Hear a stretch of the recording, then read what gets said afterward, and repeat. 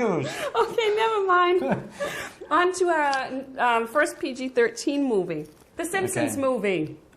Do you watch The Simpsons, Ryan? Okay, never mind. I'm sorry. Almost 20 years in the making. Should I allow my children to watch The Simpsons movie? I think so. Yeah, they're old enough. Yeah.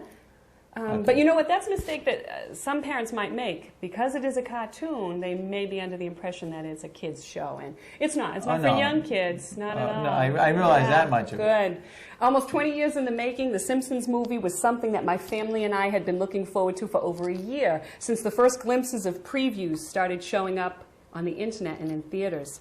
The show started out as Matt Groening's baby. Matt Groening is the original illustrator, and he's done lots of crazy illustrations and comic books. He has funny if you go to the humor section of a bookstore and you find Matt Groening, he has these bunnies that are hysterical cartoons. But anyway, this was his baby, and it was originally produced as a set of shorts for the short-lived but raucous Fox show, The Tracy Ullman Show. That was a really, really good, very unfortunately short-lived show. We are all huge fans, and we can all quote Homer and the other cast members at will. And surrounded by like-minded fans, at the first show on opening day, we laughed ourselves silly and enjoyed every moment. To go to the movie? No, I didn't see anybody dressed like Homer, although that would be a cute Halloween costume, wouldn't it now? I bet you this will be a big Halloween costume this year, The Simpsons, yeah.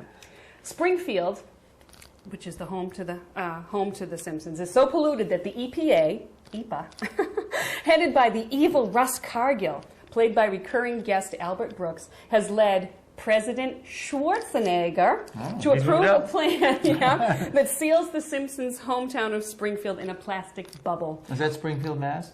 You know, that's a good thing. Good question. They had a contest recently of, supposedly they never say, although my brother says in one episode they did actually say it's no, Springfield, I forget what he said, North Dakota or something. He said they did say it in one episode. But they say no, it's any Springfield that you want. Okay. And they had a contest with all the Springfields across the country. Make a video. Why should the Simpsons movie premiere at your town? And Springfield, Vermont won. Oh, so it premiered at Springfield, Vermont, which is kind of exciting. Okay, so anyway, they want the dome to come and seal Springfield to keep all the toxic waste from spreading. And it's all because Homer has dumped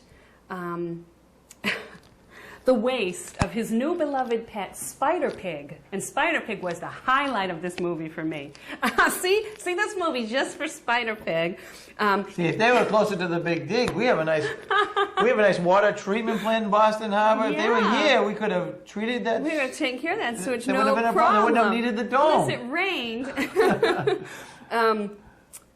He dumps it into the Springfield Reservoir, and that one final act turns the town into a toxic no man's land. Okay. So The Simpsons, once it becomes known that Homer's the man responsible for this, the Simpsons flee to Alaska and only return when it becomes clear that, as Tom Hanks says in a persuasive public service announcement, that isn't the Grand Canyon getting boring? Pretty soon there's going to be a new big hole right here in the middle of the country, and what do you think that hole's going to be?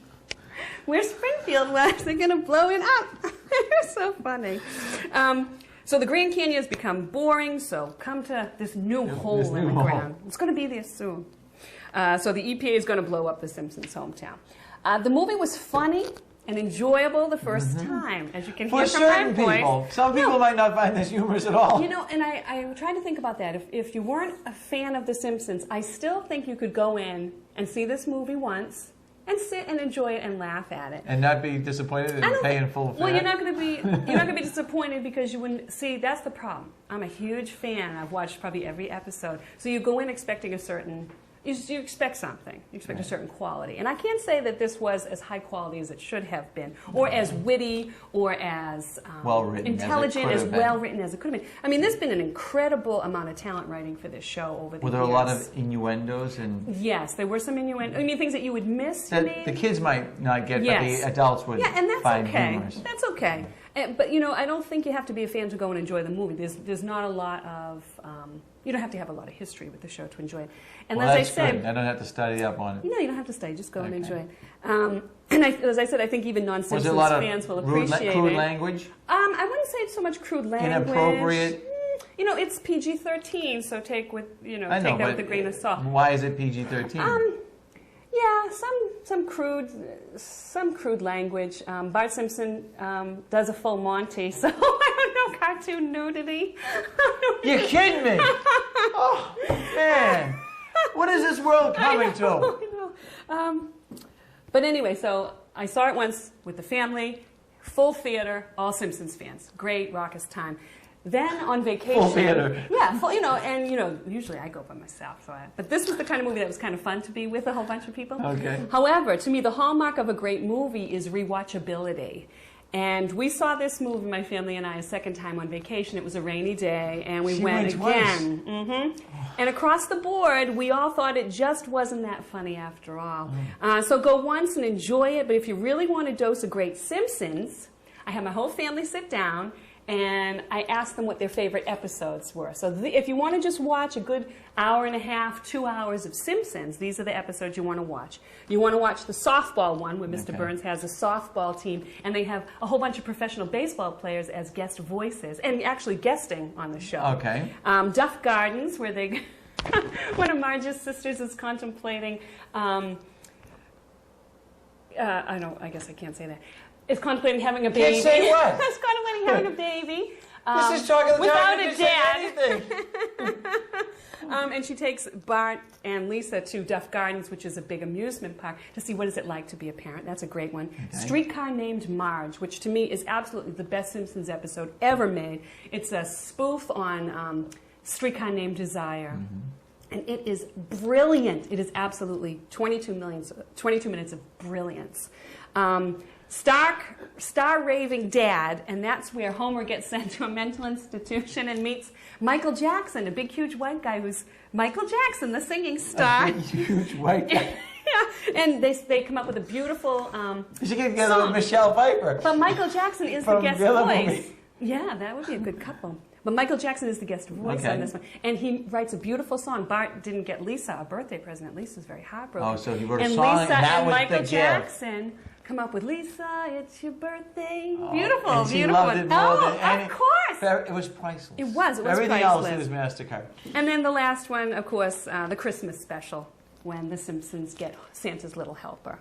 So there you go. Well, folks, That's The Simpsons. I mean, I'm going to give it 2 thumbs up. Get the DVD of all the TV shows at Christmas time. There you go. I'm going to give it 2 thumbs up. For the first time I saw it, I enjoyed it. I loved it. Laughed. But by the second time, you hate it. But it's not going to be something that I watch again and again and again. And to me, that is truly the hallmark of a great movie. But anybody that's a fan will It's a enjoy Wonderful it. Life, that's for sure. No, it's not. Okay, the last movie I'm going to review tonight is PG-13 as well, and it's The Bourne Ultimatum. Oh, I want to see this. Oh, you should. I saw the other ones. Good. He's good. He's oh, isn't he? Forget Spider-Man. Forget the Fantastic Four. The true superhero in this summer of threequels is Jason Bourne, the amnesiac CIA agent, played super cool, super strong, and superhuman by the ever-impressive Matt Damon. Another local boy. Hometown boy. I know, I love that. He's from Cambridge, so this is my thought. You know how I love I love Mark Wahlberg. Should we get Matt Damon on top of the time? I want the Wahlbergs. I want Mark and Donnie and Matt to do something together. I think that would. Have you let them I'm know going to this? have to give them a call, but I think that would really be All right, impressive. okay. I'd love to see the 3 of them together. They watch your show, you know. I'm sure they do.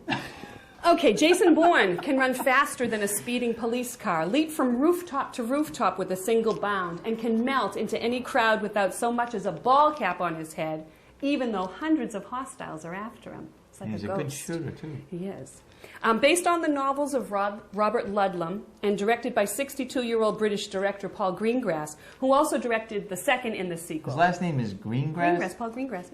He also Great directed name. The Bourne Supremacy. It goes Bourne Identity was the first one. Yeah. Bourne Supremacy. Yes. And now Bourne Ultimatum. Is this the last? I think so. I don't think that you'll see Bourne again. Born Again? You might, though. I wish I could. Anyway, the second Bourne film. Okay, wait a minute. I'm getting myself mixed up. So, director Paul Greengrass. He also directed the Bourne Supremacy, which was the second Bourne film. And he most recently directed United 93, which I reviewed. Yes, you did. I think it was just about a year ago. Do you know that? I think it was this show with Shannon O'Brien that I reviewed United 93. And that was the incredibly moving and disturbing tale of 9/11, the air traffic controllers, the hijacking of Flight 93. Great film if you haven't seen it. Great. Folks could be watching this on 9/11. This will broadcast on 9/11. Oh, really? Yep. Wow. So this third and final installment of the Bourne trilogy is by far the best. It is fast-paced, action-filled summer indulgence. If you're a fan of the Fox series 24, you will be in heaven during Bourne's 2-hour adrenaline-juiced junket through much of Europe. Bourne, like Jack Bauer, is willing to do whatever it takes to finally get the answers to the secrets that the CIA have been holding over him. This is where it all ends for Jason Bourne. He's determined to finally know the secret behind his fall from the good graces of the CIA. This is where it is all finally Does his explained. memory come back? I don't want to ruin it. Sorry, folks. We're not going to okay. talk about the memory. Who is Jason Bourne? How did he get where he is, and why is he who he is? And, you know, that's what this film's going to do. The film takes us on a wild ride through the crowded streets and marketplaces of Europe. The action sequences, those motorized and on foot, are shot with a whip-like frenzy, and there are some impeccably choreographed fight scenes. I mean, this movie just never lets up. I mean, it's just constant action and moving and excitement and, like I said, adrenaline-filled. You'll want them to stop just for a second so you can come up for air. The stunts were spectacular, and all the more so for their believability level of so many of them, though not all. Some are a little bit crazy. Does it give you any... Are you apprehensive when you're watching it? I mean, do you feel involved? I feel for him. Yeah, Oh, okay. definitely. You feel like a little on edge for him? Especially some of the car chases and just some brutal crash-ups. Being a nurse and having, you know, seeing in the ER a lot of people come in from car accidents and seeing when he goes there. No, he certainly wouldn't survive some of the things. But you're right. I'm sitting there going, I hope he ended up in the hospital and had you as his nurse, he'd survive. He certainly would. The stunts were spectacular, like I said, and there were a few that were a little bit unbelievable. Over the top. Yeah, but a lot of them were just really, like I said, well choreographed, believable. Like, you know, that's why I think... I like it better when it's believable. Yes, I agree. It makes a film, I think, much nicer. I agree 100% with that. That's probably why I didn't like, a couple of years ago, there was kind of this wave of, did you see Crouching Tiger, Hidden Dragon? No, It was I did not. A kung fu type movie, a Chinese movie, and it was ridiculous the way that they would like run up the wall. I mean, completely unrealistic. And I saw The Matrix and they ran up the wall. Oh yeah, and that's what we're talking about. I like The that Matrix. But that's sci-fi, so maybe that's a little bit different. They're allowed in sci-fi Right, because exactly. you know That's that's an another environment story. that anything can happen. That's right. That's another story. Right. And I've always been a huge fan of Jackie Chan, and I think what I really respect about Jackie Chan is he does all his own stunts. And he's in there, and it's still exciting, and it's still wonderful because of his athletic prowess. It's not... It's believable. Special effects. No, and right. I hated Crouching Tiger, Hidden Dragon for that. And we did see kind of that movement on for a while to make special effects more and more unbelievable. Oh, Die Hard now. The recent Right, Die Hard. there was a lot of silliness in that. I mean... But I don't take the Die Hard movies seriously. You don't? No. I enjoyed it. I thought that really happened. I enjoyed it. I think we talked about The Bond, Casino Royale. That was a movie that I thought, great. We're finally starting to see a return to really good stunts that are, wow, but you know what? I think somebody could actually do that. Stretchingly believable. Yes, stretchingly believable. I think somebody could actually do that. And that's that what I should be liked a new about category, you know, in the movie reviews. Stretchingly believable. Okay, let's see. The supporting cast, especially Albert Finney as Dr. Albert Hirsch, who was responsible for helping to create Bourne, are all fine, although Scott Glenn as the CIA director was underutilized. We don't really see him much. And I felt David Strathern and Joan Allen as CIA officers were both stiff and not playing anywhere near up to their potentials. Now, Joan Allen is introduced in the second film, and I really loved her character in that film. She's very strong. She doesn't take anybody's baloney. Which one was she? She was the long blonde hair. Whose side was she on? His side. She's CIA, Yeah. but she's more willing to cut him some slack. Okay.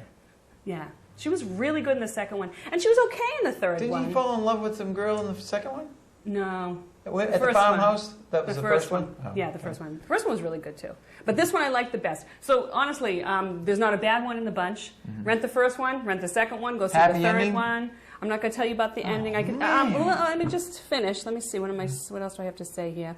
So as I said, Joan Allen and most of the supporting cast was a little bit stiff, and then I said, well, maybe that's what she's supposed to be. Maybe I'm misreading it. You know, she's tough and stiff, so maybe that's what she was supposed to do.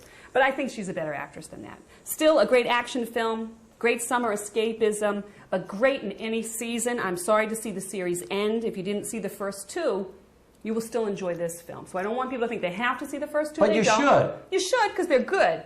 But if you don't, if you see this first and then go back and watch the other two, that's fine. The only thing you need to know going into this is Matt Damon plays Jason Bourne, and he's a CIA. Amnesia. And he has amnesia. And he used to work for the CIA, and they're trying to get him. And that's pretty And much we don't know why they're trying to get him. And he doesn't know why either. Right, but in this one, it's all tied up nice and neat.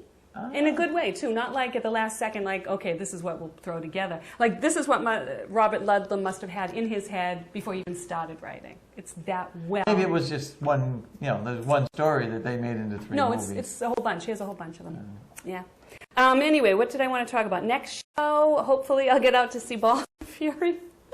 And Superbad, which looks really funny. And then I really want to see Becoming Jane. Now, Becoming Jane is about Jane Austen. It's playing at Dedham Community now. I haven't reviewed it, but I hear it's really good. So if you have a chance, I would go see that. And new on DVD right now, Blades of Glory came out this past Tuesday. Ice Skaters with Will Ferrell, John Heder. Hot Fuzz, the British shoot-'em-up movie that I loved, from the creators of Shaun of the Dead. And Disturbia, which I didn't get a chance to see in the movies, but I will see on DVD with Shia LaBeouf. It's kind of like an updated remake of Hitchcock's Rear Window with Shia LaBeouf as the star. So I think that's about it.